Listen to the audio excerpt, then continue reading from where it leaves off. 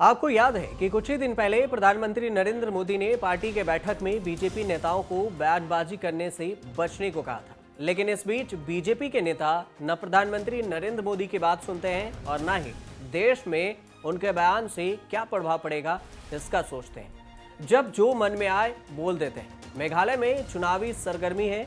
यहाँ 27 फरवरी को चुनाव होने हैं और इस बीच बीजेपी के प्रदेशाध्यक्ष अर्नेस्ट मावरी के बयान से चुनावी हलचल और भी बढ़ा दी गई। मावरी ने चुनाव से ठीक पहले ऐसा बयान दिया है जिस पर बवाल मचना तो तय है। मावरी ने क्या कहा वो पहले सुन लीजिए कि उन्होंने क्या कुछ बयान दिया है। मावरी ने एक इंटरव्यू में कहा है कि बीजेपी में बीफ खाने पर कोई पाबंदी नहीं।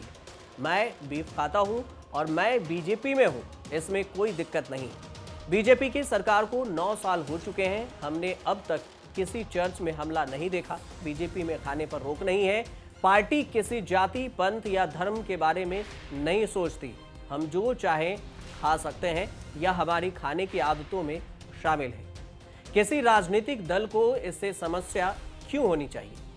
ये मावरी का बयान है और इनके बयान से बयानबाजी भी हो रही है। और इतना ही नहीं, मावरी ने आगे जब उनसे पूछा गया कि हिंदू धर्म में तो गाय को पवित्र माना जाता है, इससे आहत की बात नहीं है जो आप बयान दे रहे हैं। इस पर मावरी ने कहा कि बीफ का सेवन हमारी संस्कृति में है। मैं अपनी भोजन की आदतों का पालन करता हूं, इस पर कोई प्रतिबंध नहीं है। इसे लेकर हमें कोई निर्देश नहीं मिला है। मेघालय में हर कोई बीफ खाता है और राज्य में इस पर कोई प्रतिबंध भी नहीं है।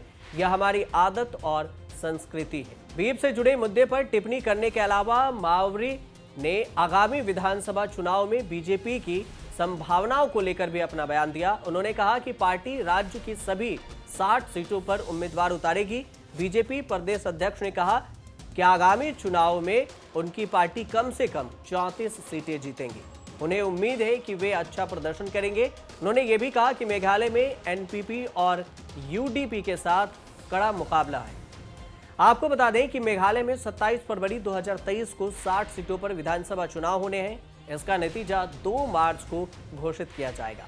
लेकिन मावरी के बयान के बाद एक फैक्ट भी आपको बता देते हैं कि अंग्रेजी में अलग अलग तरह के मांस के लिए अलग अलग शब्द का इस्तेमाल होता है। जैसे भेड़ और बकरी के मांस के लिए मटन, मुर्गे के मांस के लिए चिकन, इसी तरह से गाय के मांस के लिए बीफ शब्द इस्तेमाल होता है, जो फ्रेंच शब्द बॉ और ऑफ से लिया गया है। लेकिन मटन की तरह भैंस, बैल और इस तरह के कई पशुओं के मांस को भी बीफ कहा जाता है।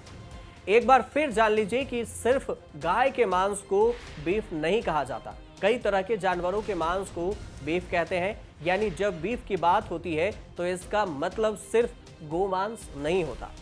अब सवाल ये कि आखिर भारत के संविधान में बीफ को बैन करने का प्रावधान है या नहीं।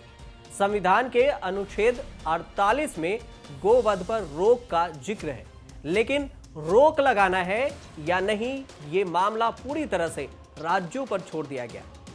ऐसा इसलिए है क्योंकि अनुच्छेद 48 संविधान के दिशा निर्देशक सिद्धांतों में आता है। यानी वो निर्देश जिसका पालन कैसे करना है इसका फैसला राज्य करते हैं। अनुच्छेद 48 में कहा गया है कि राज्य कृषि और पशुपालन का विकास वैज्ञानिक सोच पर करें, अच्छी नस्ल के विकास और उन्हें सुरक्षित रखने के लिए कदम उठाएं और गाय, बछड़े और दुधारू मवेशी, खेती के काम आने वाले दूसरे जानवरों का कत्ल कर को रोकें। बीफ को लेकर देश में हर जगह एक जैसे कानून नहीं है। देश के हर राज्य में बीफ का मतलब सिर्फ गौ का मांस नहीं है। देश के कई राज्यों में मांस के लिए भैंस के वध की भी इजाजत भी है। इसे भी बीफ कहा जाता है और इसका निर्यात भी किया जाता है, यानी इसे बेचा भी जाता है। भारत तो बीफ के निर्यात में सबसे आगे। अमेरिका के कृषि विभाग के आंकड़ों के हिसाब से साल 2014 में बीफ का सबसे ज्यादा कारोबार भारत ने किया। भारत ने विदेशों में 2082 मीट्रिक टन बीफ बेचा। 2016 में भी भारत ने बीफ का सबसे ज्यादा कारोबार किया। हालांकि इस बार ब्राजील ने भी भारत के बराबर बीफ बेचा, यानी दोनों देश मिलकर सबसे आगे रहे बीफ बेचने के मामले में। दुनिया के तमाम देशों को बेचा गया 20% बीफ भारत और ब्राजील से जाता है।